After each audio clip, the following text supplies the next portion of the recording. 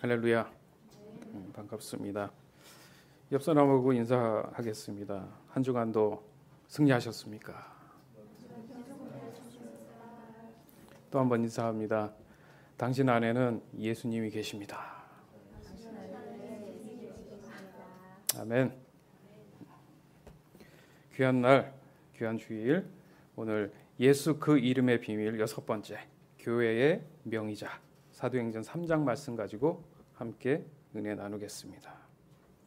예수님이 하나님의 우편에 승천하시고 그 자리에 앉으신 이후로 성령이 오셨죠. 그리고 성령이 오신 이후로 제자들에게 많은 변화가 생겼습니다. 특히 제자들은 시간을 정해서 성전에 찾아가 기도하는 것이 생활화되었어요. 그것은 예수님의 기도하시던 평상시 모습들을 떠올렸을 것입니다. 특히 십자가 지시기 그 전날 밤에 밤새 기도하시던 그 예수님을 기억했을 겁니다. 그리고 나중에 제자들은 생각했겠죠. 그것이 예수 그 이름의 비밀을 푸는 열쇠가 되는 날이었구나. 이 깨달음이 있었을 것입니다. 따라서 예수님이 계시는 곳이라면 언제나 영적인 기도가 가능하구나. 그리고 늘 예수님만 있으면 어느 곳에 있든지 성령의 역사가 일어나겠구나. 따라서 전 세계 방방곡곡에 이제 제자들이 마음속에 품었던 모든 하나님을 향한 복음의 사역들은 만방에 예수님의 명의로 된 것들이 세워져야 된다는 생각을 했을 겁니다. 그게 바로 지금 말하는 교회인 거예요. 본문에 보면 제자들이 또 성전 중심으로 살아가는 모습을 볼 수 있습니다. 결국 무슨 얘기냐면 예수님과 친밀한 관계를 항상 유지하려는 몸부림을 쳤다는 거예요. 그렇지만 반면 수많은 사람들이 그 성전 주변에 모여서 자신들의 회복을 소망하며 또 그렇게 일들이 그런 상황들이 또 자연스럽게 같이 벌어지는 모습을 본문을 통해서 우리가 볼 수 있습니다. 사도행전 2장 46절. 날마다 마음을 같이하여 성전에 모이기를 힘쓰고 집에서 떡을 떼며 기쁨과 순전한 마음으로 음식을 먹고. 아멘. 사도행전 3장 1절. 어느 날 오후 3시 기도하는 시간이 되어 베드로와 요한이 성전으로 올라가고 있었습니다. 아멘. 그러니까 성전은 예수님도 자주 찾으신 곳이에요. 그런데 다른 사람들이 성전을 찾는 거하고는 좀 약간 다릅니다. 예수님 입장에서는 그 성전의 명의자가 누구예요? 예수님이시기 때문에 예수님은 그 명의자의 자격으로 가신 거예요. 그래서 이 성전의 이 교회의 명의자는 나다라는 것을 말씀하시고자 하셨습니다. 마태복음 21장 23절에서 24절. 예수님께서 성전에 오셔서 가르치실 때 대제사장과 백성의 장로들이 와서 물었습니다. 당신은 무슨 권한으로 이런 일을 하는 것이요? 누가 당신에게 이런 권한을 주었소? 예수님께서 이들에게 대답하셨습니다. 나도 너희들에게 한 가지를 묻겠다. 만일 나에게 대답하면 내가 무슨 권한으로 이런 일을 하는지 말해주겠다. 아멘. 그러니까 백날 예수님이 대답한다고 그들이 믿겠습니까? 그들의 질문 의도 자체가 이 성전의 주인은 우리인데 네가 무슨 권한으로 하느냐 이 얘기를 지금 하는 거거든요. 그러니까 예수님이 도리어 반대로 지금 묻는 거예요. 내가 너한테 질문했을 때 너도 그렇게 정확하게 대답할 수 있겠느냐. 그죠? 이거 충격적인 사실입니다. 주인이 왔는데 주인이 아니라는 거예요, 여러분.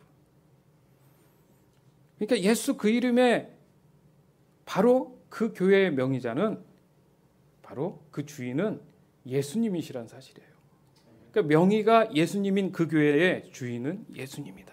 그러니까 이쯤 되면은 예수님의 보혈의 값으로 세워진 교회들은 예수님의 영적인 모든 능력의 근원이 된다는 사실을 인정해야 된다는 겁니다. 물론 지금 교회는 믿는 내 자신을 말하는 게 맞아요. 그런 의미에서 또 본다면 더더욱 믿는 내 자신의 내 안에 있는 명의자는 예수님이다라는 사실이 어떻게 돼요? 당연해야 된다는 얘기죠. 그래서 제가 아까 인사를 그렇게 한 거예요. 당신 안에는 예수님이 계십니다. 예수님이 없고 내가 주인이 되면 자꾸 내 마음대로 하는 거예요. 자꾸 시험에 드는 거예요. 마음이 늘 불편하고 여유가 없는 겁니다. 불안한 거예요. 늘 불안함 속에서 자꾸 모순이 생기는 거예요. 나는 교회 생활도 열심히 하고 주님을 믿는다고 몸부림치는데도 자꾸 조바심이 나고 불안한 거. 열등감이 생기는 이유는 내가 지금 예수님이 내 자신의 명예자라는 것을 인정하지 않고 있다는 얘기예요.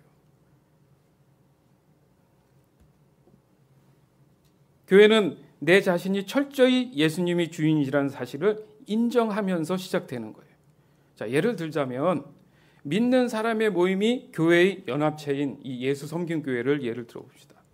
그러니까 예수님의 명의자된 교회들이 모인 공동체라 이겁니다. 그러니까 적어도 이 사람은 교회고 저 사람은 교회가 아니다라는 게 아니고 믿는 자의 모임이란 자체가 바로 이미 그 안에 예수님이 명의자로 돼 있어서 교회가 된 상태에서 모인 여러분, 그것을 예수 섬김 교회라고 하는 거예요. 자, 제자들이 다녔던 그 성전 문 앞에는 수많은 사람들이 자기의 유익을 위해서 모였단 말이에요. 바글바글 모였단 말이에요. 여러 모양새로 모였단 말입니다. 그 중에 지금 본문에 나타났던 한 사람이 있어요. 그러니까 걷지를 못해요. 평생 앉아있는 사람인데 그것을 또 이용해서 사람들이 그 사람을 들어다가 성전 앞에다 놓고 앵벌이를 하는 것처럼 지금 느껴집니다. 별의별 사람들이 있었겠죠.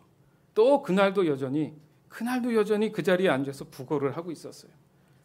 또 그날따라 제자 베드로와 요한이 성전을 올라갑니다. 기도하러. 근데 그 구걸하는 사람이 제자를 보고 제발 좀 도와주십시오라고 간절히 간청했겠죠. 그때 매일 다니던 성전인데도 베드로 마음에는 그가 눈에 들어온 거예요. 사도행전 3장 2절에서 5절. 성전 문에는 태어날 때부터 걷지 못하는 사람이 앉아 있었습니다. 사람들이 그 사람을 날마다 메고 와서 아름다운 문이라 부르는 성전 문에 앉혀놓고 성전에 들어가는 사람들에게 구걸을 하게 하였습니다. 베드로와 요한이 막 성전으로 들어가려는 것을 보고 걷지 못하는 사람은 그들에게 구걸을 하였습니다. 베드로는 요한과 함께 그 사람을 눈여겨본 후에 우리를 보시오라고 말했습니다. 그 걷지 못하는 사람은 무언가 얻을 것을 기대하면서 두 사람을 쳐다보았습니다. 아멘. 진짜 이제 중요한 장면이다. 여러분이 평상시에 이 본문을 듣는 거하고 좀 다른 깨달음이 있을 줄 믿습니다. 자, 지금 구걸하는 사람에게 진짜 필요한 게 뭐냐 이거예요. 정말 지금 필요한 게 뭐냐요. 자, 하루를 먹고 살 만한 돈을 베드로가 누구한테 빌려서라도 줄 수는 있어요. 자, 그 돈을 줬을 때 이 사람은 평생 자기가 염원했던 필요가 그 순간 딱 끝났습니까? 그 필요는 더 이상 이제 나한테는 채워졌기 때문에 의미가 없습니다. 이렇게 얘기할 수 있습니까? 그랬더라면 그 사람은 날마다 성전에 이제 올 이유가 없었다는 거예요. 필요라는 게 지금 눈앞에 보이는 잠깐의 것을 가지고 필요라고 하기에는 이 사람에게는 근본적인 해결이 안 됐다는 얘기입니다. 베드로는 그의 진정한 필요를 성령을 통해서 본 거예요. 그날따라 성령이 메시지를 주셨겠죠. 그죠? 그리고 예수님이 하셨던 사역들이 주마등처럼 싹 지나간 거예요. 성령을 받지 못했고 성령이 임했고 마가다락방에서 성령이 임한 이후로 예수님이 왜 그렇게 하셨는지가 깨달아지기 시작한 거죠. 그러니까 그 순간 그 사람을 보면서 가슴속에 성령이 충만하면서 예수님이 기억이 났을 겁니다. 왜요? 베드로 안에 예수님이 명의자로 계시니까. 아, 베드로가 교회니까. 그죠? 그러니까 예수님이 계시니까 예수님의 심정이 이해가 된 거예요. 그러니까 마음에 이게 확 뜨거움이 온 겁니다. 불쌍한 거예요. 뭐가 진짜 필요한지를 안 겁니다. 그러니 교회의 명의자는 예수님이 되는 게 맞죠. 그 누구도 부인할 수가 없는 겁니다. 결국 교회라는 게 천국의 모형 아닙니까? 그러니까 천국의 모형이란 말이 뭐예요? 모든 만물의 자원이 거기서 왔단 말이에요. 그러니까 모든 것을 다 소유했고 다 갖고 있단 말이에요. 그러니까 다시 말해서 한낱 몇 푼의 돈으로 목숨을 여명하는 것보다는 육체의 진정한 자유를 얻는 것이 최고의 구원이라는 거예요. 사도행전 3장 6절에서 9절. 그러나 베드로는 이런 말을 하였습니다. 은과 금은 내게 없으나 내게 있는 것을 당신에게 주겠소. 나사렛 예수 그리스도의 이름으로 일어나 걸으시오. 아멘. 이 말을 하면서 베드로는 그 사람의 오른손을 잡아 일으켜 세웠습니다. 그러자 그 사람의 다리와 발목에 힘이 생겼습니다. 그 걷지 못하던 사람이 벌떡 일어나 걷기 시작하였습니다. 아멘. 그는 두 사람과 함께 성전으로 들어가 걷기도 하고 껑충껑충 뛰기도 하면서 하나님을 찬양하였습니다. 모든 사람이 걷지 못하던 사람이 걸어다니는 것과 하나님을 찬양하는 것을 보았습니다. 아멘. 하나님께 영광의 박수. 하나님이 이렇게 하시는 거예요. 실제 살아계신 하나님이 무엇을 하셨는지 여러분 그걸 깨달아야 돼요. 자, 은과 금이 중요한 게 아닙니다. 더 완벽한 구원이 있으니 그것은 바로 예수 그 이름의 비밀이자 교회의 명의자인 예수님의 그 권세로 너는 근본이 해결됐다. 일어나 걸어라. 일어나 걸어라. 믿으라. 라고 이 말씀을 하신 거예요. 그러니까 성령께서 그 사람의 다리와 발목에 뭘 주셨어요? 치유의 힘을 확 넣어주신 거예요. 왜요? 천국의 모형이니까. 베드로가 선포했을 때 예수의 능력 권세가 거기 있으니까 천국의 힘이 확 들어가니까 회복이 일어난 겁니다. 자, 사실 이렇게 바꿔서 얘기하면 이 다리와 발목은 여러분으로 우리 삶으로 따지면은 이 근본을 해결하지 못하는 걸림돌일 수 있다는 거죠. 해필이면 왜 표현을 왜 못 걷는 자를 이 본문엔 들여다놨냐 이거예요. 그렇죠? 움직이질 못하잖아요. 왜요? 교회 안으로 지금 들어가지 못하고 있잖아. 근데 예수를 구하는 게 아니라 먹을 걸 구하고 있잖아. 본문 안에는 이것을 지금 얘기하고 있는 거예요. 구원을 막는 그 요소가 과연 무엇인가? 왜 사람들끼리도 얘기하잖아요. 우리 발목을 잡았다. 뭐가? 사람도 있고 물질도 있고 자기 일도 있고 모든 게 나의 발목을 잡았어. 답답해. 앞으로 갈 수가 없어. 뭐 이런 말 하잖아요. 즉 무슨 말이냐면 믿음의 갈등을 했다는 겁니다. 5절에 보니까 이런 말이 있어요. 그 걷지 못하는 사람은 무언가 얻을 것을 기대하면서 두 사람을 쳐다봤다. 왜요? 그 사람이 할 수 있는 일이란 쳐다보는 것밖에 없잖아. 못 움직이니까. 자, 민수기 21장 9절. 그리하여 모세는 구리뱀을 만들어 장대에 매달았습니다. 뱀에 물린 사람은 누구든지 그것을 쳐다보면 살아났습니다. 아멘. 자, 이스라엘 백성들에게 역병이 돌았어요. 다 죽게 생겼어요. 그래서 하나님이 모세에게 롯뱀을 만들어서 장대에 올려라. 그걸 쳐다만 봐도 다 나으리라. 얼마나 쉬워. 근데 그걸 안 믿어. 쳐다본 자들만 나았어. 안 쳐다본 자들은 죽었어. 좀 뭔가 오버랩 되지 않습니까? 베드로가 분명히 나를 보라 그랬어. 그죠? 그랬더니 그 사람이 쳐다봤어. 일어나라고 손을 내미니까 손을 내밀었어. 믿음의 갈등에서 그는 믿음 쪽을 선택했다는 얘기예요. 따라서 교회의 명의자이신 예수님이 교회로 인도하시니까 교회 밖에서 서성이던 사람이 교회 안으로 들어왔다는 얘기입니다. 그러니까 도리어 내 삶의 인생에 안 된다고 불평불만, 한계가 있다고 어려워했던 그 저주들이 은혜로 바뀌는 반전이 일어나니까 다시 그게 구원의 계기로 되었단 말이에요. 믿음이라는 게 그런 것 같아요.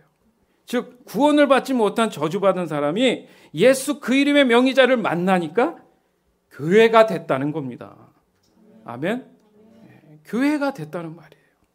자, 8절 9절에 보니까 그 걷지 못하던 사람이 벌떡 일어나 걷기 시작했습니다. 그는 두 사람과, 그러니까 제자들과 함께 성전으로 들어가 걷기도 하고 껑충껑충 뛰기도 하면서 하나님께 찬양했습니다. 바로 그 전날까지만 해도 한 푼만 주세요. 하루 먹기 살기도 힘들어요. 이러던 사람이 예수의 그 교회 명의자를 만나니까 성전으로 걸어 들어갔어요. 근본이 해결이 됐다는 거예요. 근본이. 교회 밖에서 교회 안으로 들어오게 됐다는 겁니다. 사도행전 3장 10절에서 16절. 사람들은 그가 전부터 성전의 아름다운 문에 앉아 구걸하던 바로 그 사람이라는 것을 알고서 눈앞에서 벌어진 이 일로 인해 크게 놀라며 이상하게 생각했습니다. 그 사람은 베드로와 요한을 꼭 붙들고는 놓아주질 않았습니다. 사람들이 모두 놀라 베드로와 요한을 불러 솔로몬 행각이라 부르는 곳으로 몰려들었습니다. 베드로가 이 사람들을 보고 말했습니다. 이스라엘 백성 여러분, 왜 이 일로 놀라십니까? 왜 그런 눈으로 우리를 보고 계십니까? 우리의 능력이나 우리의 경건함 때문에 이 사람이 걸을 수 있게 되었다고 생각하십니까? 우리 조상의 하나님이신 아브라함과 이삭과 야곱의 하나님께서 그분의 종이신 예수님을 영화롭게 하셨습니다. 여러분은 예수님을 넘겨주어 죽게 했습니다. 빌라도가 그분을 풀어주자고 선고했을 때도 여러분은 빌라도 앞에서 그분을 부인했습니다. 여러분은 거룩하고 의로우신 예수님을 풀어주는 것을 반대하고 그 대신 살인자를 풀어달라고 요구했습니다. 잘 들으세요. 15절, 16절. 마침내 여러분은 생명의 주님을 죽였습니다. 하지만 하나님께서는 그분을 죽은 자들 가운데서 살리셨습니다. 우리는 이 일의 증인입니다. 예수님의 이름을 믿는 믿음 때문에 여러분이 보고하는 이 사람이 건강하게 되었습니다. 아멘. 여러분 모두가 보시다시피 예수님의 이름과 그분을 믿는 믿음으로 이 사람이 완전한 치료를 받은 것입니다. 아멘. 완전한 치료를 받았습니다. 퍼펙트한 치료. 하루하루 먹고 사는 거에 끝나는 게 아니라 완벽한 치료. 더 이상 치료가 필요 없는 치료. 예수님의 죽으심과 부활처럼 예수 그 이름에 그 믿음으로 모든 것이 회복이 일어났다는 얘기예요. 자, 의미가 알겠어요? 죽을 것 같은데 부활하셨잖아. 자, 그 앉은 자가 일어나지 못하는 자가 죽을 것 같았는데 일어났잖아. 예수의 명의가 들어와서 교회가 된 자들은 이렇게 회복이 일어나는 겁니다. 구원받은 우리는 걸어다니는 교회라고 합니다. 따라서 예수님의 명예로 다니는 교회라고 하는 거죠. 그렇기 때문에 예수 그 이름의 비밀은 모든 자들에게 소망을 주는 합리적인 사실 방법이에요. 근데 이 합리적인 걸 다른 데서 찾으니까 문제가 되는 거예요. 그러나 예수님을 만나지 못한 사람들은 당연히 교회를 도무지 알 수가 없습니다. 그런 상태로 늘 잘못된 교회관을 가지고 있기 때문에 교회에 멀어져 있는 거예요. 그것은 예수님을 오해하고 있는 겁니다. 자, 중요한 게 있어요. 아무리 교회에 대한 부정적인 생각이 있을지라도 잘 들으세요. 사람들이 잘못된 지도자나 성도들에 대한 감정이 있는 거지. 예수를 믿던 안 믿던 은연중에 모든 사람들이 기대하는 하나님은 절대 부정적이지 않다는 거예요. 요걸 놓치면 안 됩니다. 시험 드는 게 사람이지 삼위일체 하나님께 시험 드는 경우는 없어요. 그래서 혼자서라도 상처 때문에 집에 가서 혼자라도 예배한다잖아. 삼위일체 하나님은 건드릴 필요가 없는데 사람으로 있어 힘든데 이걸 헷갈려 하기 때문에 교회를 찾지 않으면서 하나님과 멀어진다는 겁니다. 따라서 제자들이 보여준 예수 그 이름의 비밀은 결국 사랑이구나.